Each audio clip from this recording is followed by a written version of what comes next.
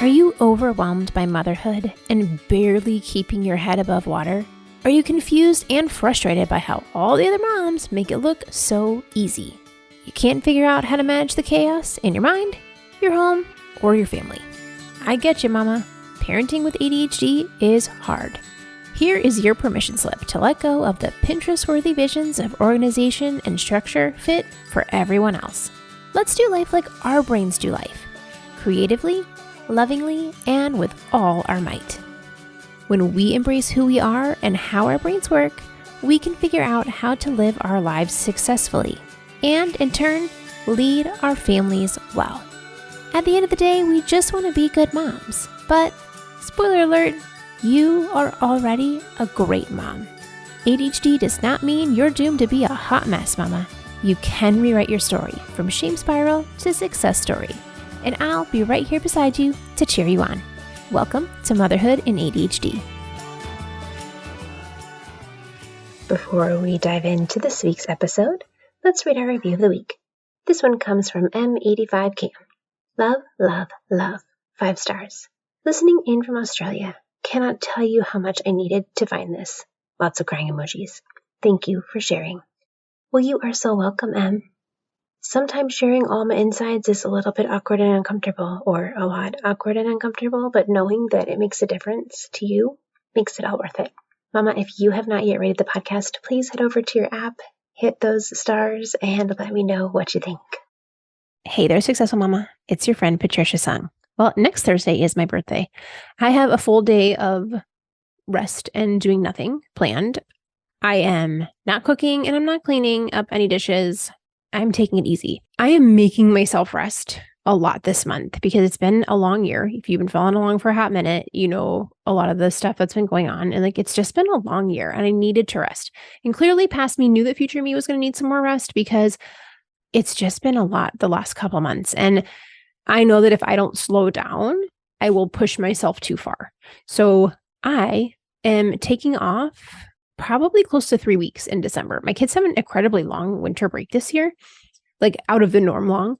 And I am going to take time to be with them on it, which is hard as a business owner to say. And yet I also want to honor the fact that I started this business so I could help as many moms as possible. But I also knew that I wanted it to be something that I could do without taking a huge amount away from my family and choosing the schedule that I wanted to be able to spend time with them when they're off school. And I got to say, it was a lot harder than I thought. It sounded really clear cut when I made that goal, but it is hard to balance all these things. So I am going to take a couple weeks off here through December. So I don't expect another podcast to come out until I'm thinking I'll probably sometime in January, but I don't actually know. And that's pretty unusual for me. I usually have my schedule I usually have it mapped out for the next 3 months. I've already got guest people, their interviews recorded and all. I got a plan. And right now I don't have a plan. My plan is to rest and figure out that in January. So, if you are of the ADHD breed that I am, where you are pushing yourself too hard, I invite you to rest too. We deserve care whether or not we did a lot of stuff today or yesterday or the day before that. And we have to take care of ourselves. You have to take care of yourself. No one else is going to do it for you. And I think as moms, we especially need to hear this message right now in this season of busyness. And there's more stuff going on. There's more activities. There's more parties. There's more asks on us of our time and our attention. It's really important for us to make sure that we are making space for us to rest and then also teaching our kids how to rest. It's easier said than done. So I invite you to give it a try with me. It's a new thing for me. We're going to see how it goes. So before I share my tidbit with you, I do want to give you a present. Happy holidays. Merry Christmas. Happy Hanukkah. All the holidays. I want you to be able, after all this holiday craziness is calmed down and you're looking around your house being oh my goodness, this place is a mess. I want you to be able to get your house picked up and back to its usual state, whether that's, kind of messy or a lot messy or not messy at all. I want you to be able to do that within a couple weeks by doing a little bit at each time. Now you can bust out several of these things at one time, but I put together a list of taking all the tasks and how to get picked up after the holidays and divided them over 2 weeks. And I send you a 30-second video every day for 2 weeks on what to clean up that day. So you can do a little bit and be yay me, I'm done. Or you could do 3 or 4 in a row. It's up to you. But I want you to go back to feeling like your home is a more peaceful place, or at least like its normal level of clutter, and you feel less stress, and that all of this holiday fun is now a burden to you. I want you to feel good after the holidays too. So if you want the cure to your holiday hangover, the website is patriciasung.com/holiday-hangover. I'll link it in the show notes too, but that will sign you up. You get an email every day, 30-second video clip, one task to do, and you can do that thing. Most of them take like 5-10 minutes tops. Some of them are a little more involved, but it's like quick things. Like, how do we get this done in easy bites, a little bit at a time? If you have more like oomph in you and you want to do 3 of them, go for it. But if we do a little bit at a time, we can start to feel like we are back together in some more normalcy after the holidays. Our home environment's just so important for us to like feel calm and welcome and peaceful, and for our families still feel that way too. So this is an ADHD friendly pickup thing. Like literally one of the first couple videos is like, pick up all the trash. You got cookie crumbs, you got scraps of wrapping paper. We're picking up the trash today. That's all we're doing. Picking up the trash. Like, this is bite-sized stuff. Okay. So that is available for you. Sign up for it. patriciasung.com/holiday-hangover. And yeah. So for today, we're talking about how do we rest when things are too much. If you're feeling too busy, there's always so much to do, and you're feeling overwhelmed, how do we slow down when you're feeling behind and like you don't have time to slow down? Like, what do we do? How do we deal with that? This is a clip from last month's Successful Mama Meetup. So when we do Successful Mama Meetups, it's different every week. The first 30 minutes is always us getting stuff done and figuring out how to plan our upcoming week and feeling organized. But then the second 30 minutes is different. So sometimes we talk in small groups. Sometimes I do free coaching. Sometimes we have a discussion on the theme for the month. Sometimes we talk about the theme. Sometimes we talk about random things. It's different every time, but you're building a community and you're having other moms that get you and know what it's like there to support you. Like, I want you to have that community that supports you. Like, it really warmed my heart last week when a mom, it was her second time there, and she was saying, hey, I want to say thank you. Like, she put this in the chat of the Zoom chat. She's like, I want to say thank you to the breakout group that I was in last week.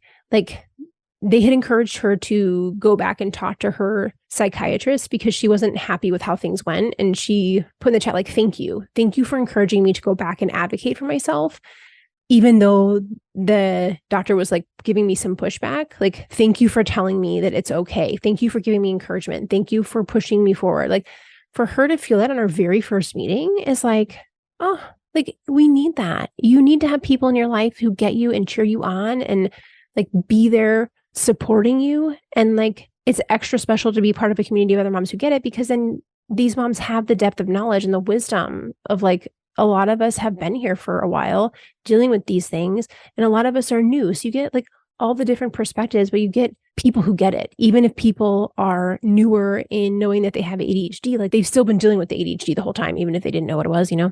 So like, you will feel at home no matter where you are. There's moms here who have known a long time. There's moms here who haven't known, but to come in the first week and be like, hey, these people get me and they supported me, like that. And I know that I did a good job, like setting up a community with that kind of culture. And that I am just so honored that other moms who get that are joining and participating and being part of the community that helps other moms. Like, it's just really beautiful. And I could keep talking about it, but you know what? Let me go ahead and get you into the episode so that you can learn all the cool stuff that we talked about.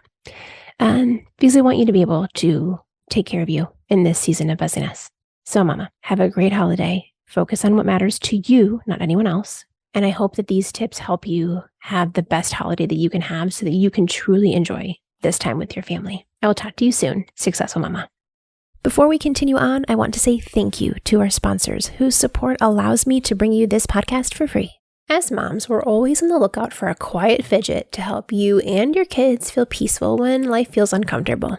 Comp strips are the way to go. These are thick, durable, reusable stickers with texture that you can fiddle with without any unwanted attention. And the stickers don't leave behind any residue. They are great for kids at school because you can stick them on the desk, a binder, a notebook, and they can touch, scratch, or trace the textured surface to regulate restless energy, increase focus, and remind themselves to breathe. My personal favorites are my moon keychain and the ones that have ridges, but they have several different textures to choose from, along with lots of fun shapes, creative designs, and even affirmations. Calm Strips was started by people who know what it's like to live with anxiety and ADHD, and they are actively working to destigmatize mental health. Head over to calmstrips.com and use the code motherhood20 for 20% off orders $20 or more. And thank you for supporting Calm Strips, and thank you to Calm Strips for supporting us. Our theme for this month is panic can't stop. There's too much to do. How do we rest when we're feeling behind? And I'm going to have you in this time, be thinking about what this means for you. So I'll be asking you some questions as we go and giving you a couple minutes to ponder that. If you are a journal or you can write stuff down, if you just want to think about it, you can. If you want to talk into your phone, into a voice memo, think about it in the way that matters for you. But I really want to give you this time. You've already set aside this time. So I want you to have it be not just me talking at you time, let's think about how are you going to rest in the upcoming, we got 6 weeks ahead of us that are going to be busy as moms into the holidays. So how can we take care of ourselves? How do we rest in these times where there's so much going on, there's so much to do? So I will be giving you that time to actually think about what does that look like for you? Because I know as moms, if we don't use this time that we have set aside, we're going to be yeah, that's a great idea. I should think about that. And then never circle back to it. This cob is going to come in an example in just a moment about how I did not rest and did not take my own advice. And now I still got a cough 6 weeks later, but I'll get to that in just a second. So when we think about slowing down and resting when we're feeling behind, I swear past me knew that future me needed to hear this message, because I've had this running theme of I have to get this stuff done for months. For me personally, between if you've been following along my construction drama, we had a burst pipe last year at Christmas in one of our rental houses. So they ended up having a full gut job construction project that I was not planning on doing, because also we just fixed this house that we live in for mold a year and a half ago. And I was I'm never doing construction ever again. Well, haha, joke was on me, because I did a whole full gut job on this rental property. And so it's been this constant push of now I got a whole big project that I got to deal with, plus all the stuff that's going on just in regular life. And then a couple of weeks ago, we had some big changes on my team. So I've been training new people. And then I got this sinus infection 6 weeks ago. And it was just the same week that all the shifts happened on my team. And I'm it's cool. I can rest next week. Famous last words. If I ever write a book, chapter 5, lies I tell myself, this is one of them. I can rest next week. So apparently past me knew that future me needed to hear this, because this is a frequent thing, not just for me, but I think moms as a whole. There's always more things we can do, or that we think we should be doing, but we haven't been doing. So how do we still slow down and rest, especially in this holiday season where the whole point is for us to be slowing down and appreciating the time with our families and enjoying, we want to make all these glorious memories with our kids. And also, I feel I'm supposed to do Elf on the Shelf and be up till 11 p.m. rearranging creatures in comical scenes with accessories, and let me get out this pipe cleaner and make a tiny mug there's always more we could be doing or should be doing.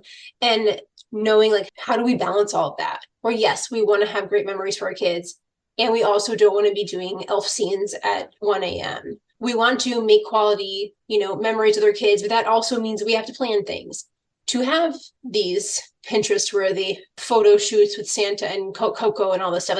How do we balance it all? So when we think about this feeling of I'm so behind, I can't slow down, I feel behind. When we think about this concept of behind, what are we actually behind on? What's the thing that we're not meeting? And I want to show you this thing. I was trying to find the article earlier. I know I have it bookmarked somewhere, but of course it was not showing up when I want to. But I want to show you this. I read the original article and I wish I could find it. I'm sure I'll find it later tonight when I am annoyed that I wasn't able to find it. But let me just share this with you. Sorry for the people listening to this on the podcast. You can't see the picture. But so here is this article that I read probably a year or two ago. This guy drew these really hilarious stick figures. And he was talking about how the difference in how when you feel frustrated or you feel disappointed in how something's going, a lot of times the reason that we feel frustrated or disappointing is there's a gap between what we expected something to be and where we are as a reality. So for those of you who are listening to this on the podcast version of our meetups, this picture is a picture paint that you used in 1984 to draw things on your computer. Somebody drew with their paint.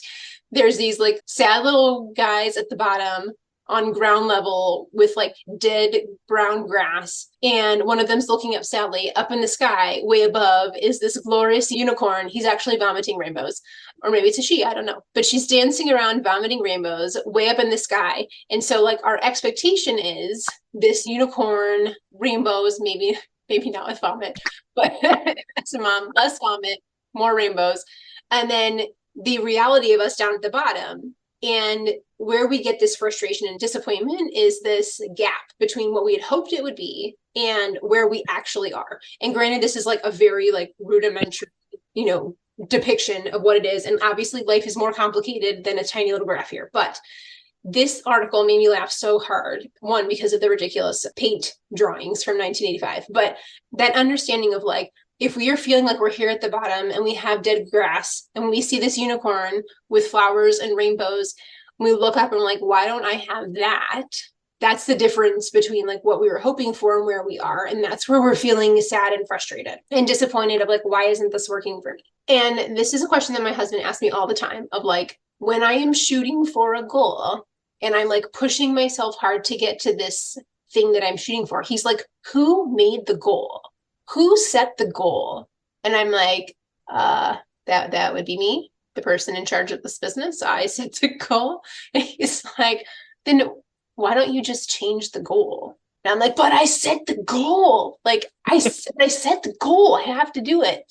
And a lot of times when we have ADHD, because we have this history of not measuring up to what other people thought we should be doing, and we get this messaging of like over time of like, you should have gotten an A on that because you made all these careless mistakes. You didn't get an A, you got a B because you got all the answers right, but you messed up the little things in the middle and then you ended up with a B. So you're like, oh, but I tried really hard and I thought I did it right. And so we have this repetitive like messaging that we don't measure up. We have a really hard time of letting go of our goals because we set the goal and we're going to achieve the goal because we worked hard and we're going to prove that we can do it.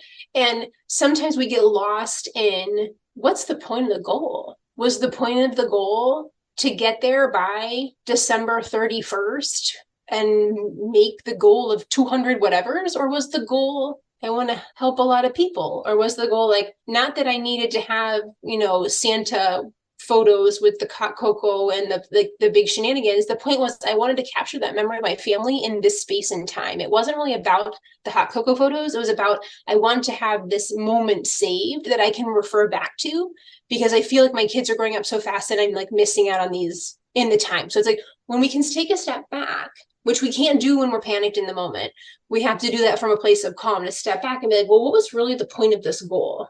What was I trying to do? And like, does it actually really need to be done right now or in this way? Can we reevaluate what that goal was so that instead of feeling behind, like I should have had my Christmas card pictures taken by now and I should have already printed them and started addressing the envelopes, instead of it being, I'm behind on Christmas card goals, can it be like, can I send out Valentine cards and just not deal with this until January?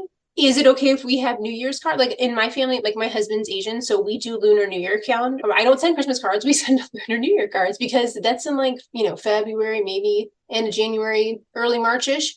I can deal with all that in January. And that works for me. Like, so can you adapt the goal so that instead of pushing yourself so hard that it then still, like, you can still have that goal, but like, what was it actually measuring to? What was the point of it? Like, where did it fit in with your values to have this goal?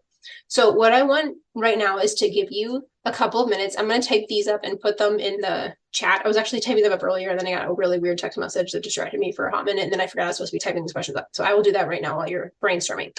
But what I want you to ask yourself is, when you think about something that you feel behind on right now, and it can be something with the holidays, or it can be like literally anything. Sometimes it's like, in my life, I thought I would have graduated by now. Or like, it can be like anything. It doesn't have to be specifically holiday oriented. Like, what's a thing that you feel behind in now? Like, you're pushing really hard to get there and it's not getting where you want to be. Like, why isn't this done yet? I mean, we tend to be impatient people in the first place, but like, why is this not happening for me? When you think about that goal, I want you to think about these questions. So I'm going to give you about like a minute each one. The first question is, what's the thing you feel behind on?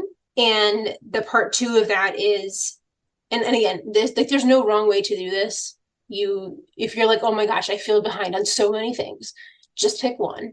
Because in going through this exercise, like you can apply these questions to the other things in your life. We don't have to solve all your life problems today. Okay. So it's just one thing that you're feeling behind on right now. And the second part is like, what's the should part about it? What's the thing you're expecting yourself to be at that you're not at? Like, I should have graduated with my degree by now. I should have had Christmas card photos done by now. I should have, like, what's the should that's making you feel like you're not measuring up?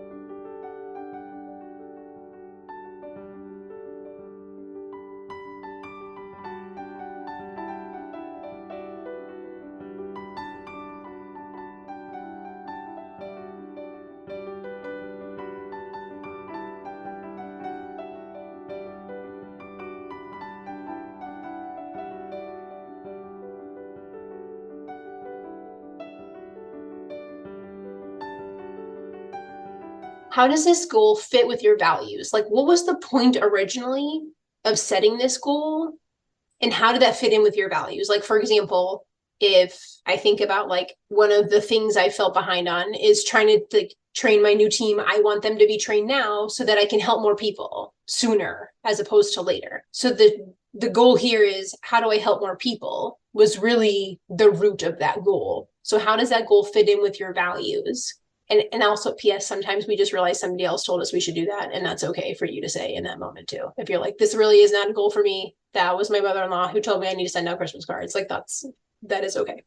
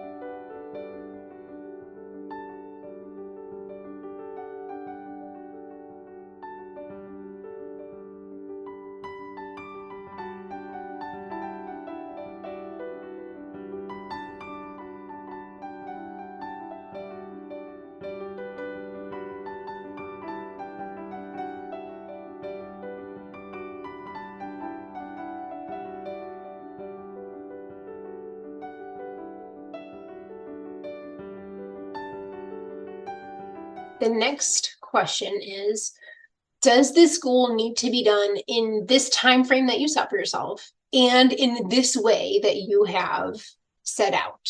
Does it need to be done in there? Like, obviously Christmas cards are like, they need to be done in the Christmas season, but like, do they need to be? Can we send Valentine's cards? Do they have to be done in this way? Like, giving yourself that challenge, like, do I really need to do it in this time frame? And do I really need to do it in this way? Yes or no? So then the follow-up to that is question 5 is, what is realistic in this season that you're in? What do you have capacity for? And once you kind of know, like, okay, here's what I think I can do in this moment.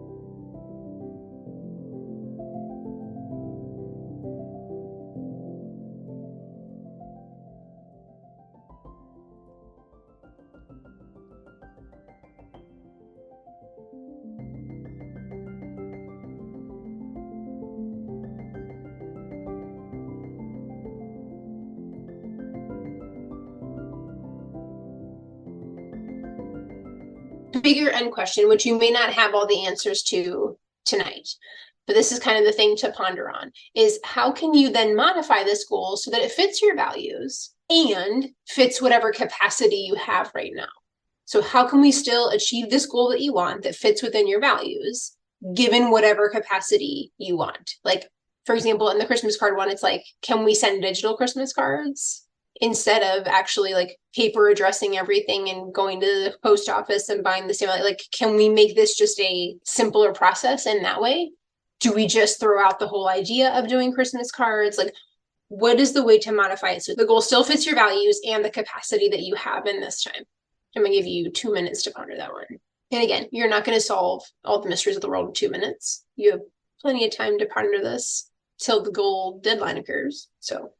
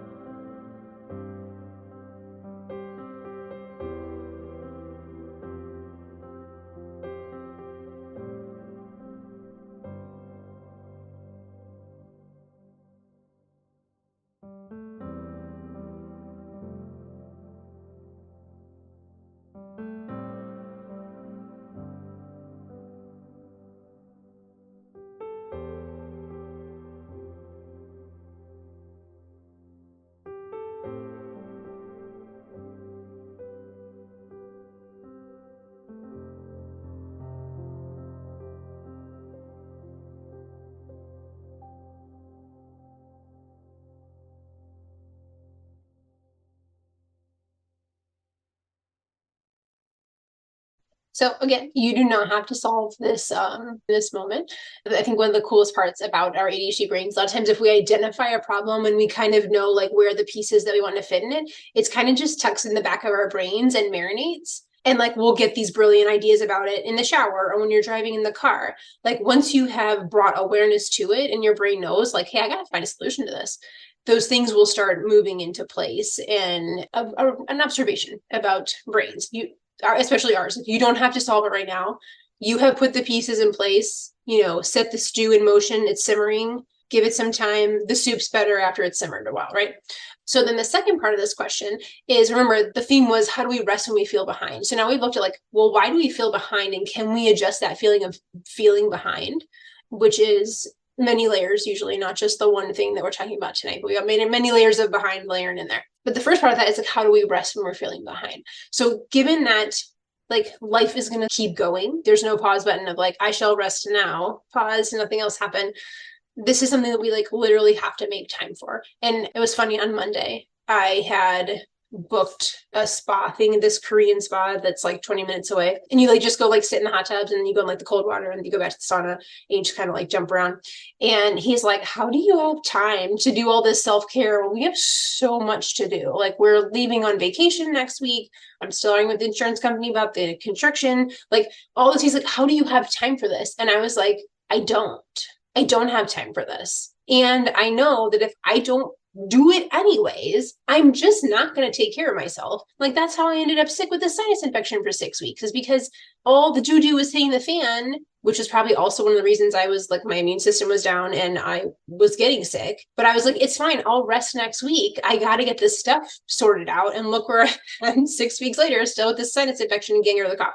So like, I know that if I don't make a point to take care of myself, it's not going to happen. And that means I just don't do it. But the problem is when you just don't do it, eventually your body goes, Patricia, I boycott. we cannot do any more things. You must stop.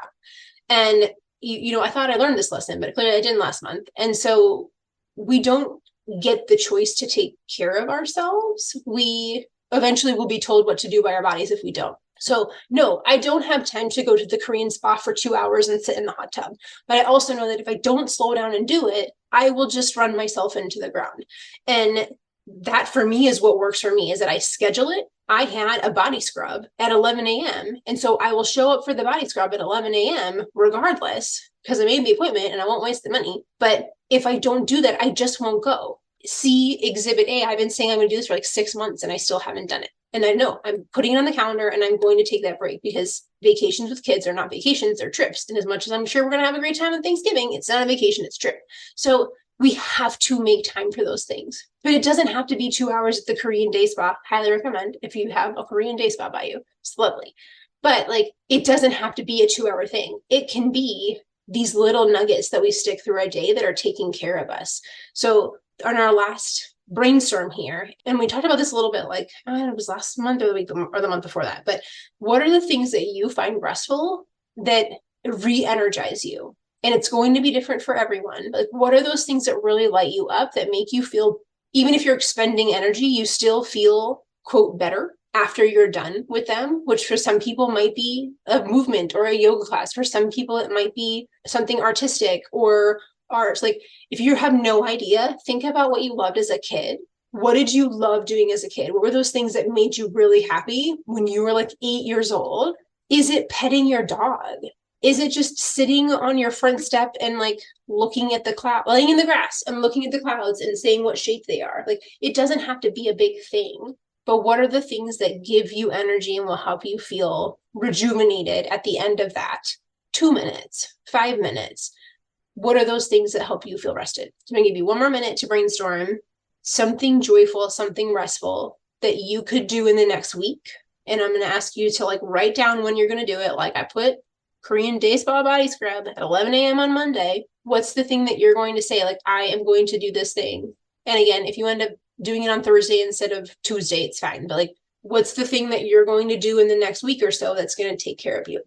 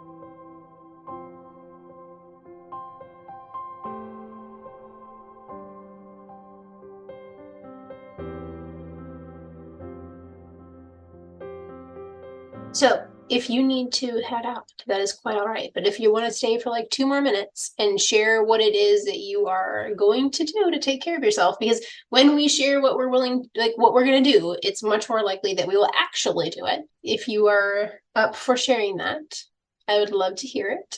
If not, if you got to zip off, that's quite okay. But I would love to hear how you're going to take care of yourself in the next week.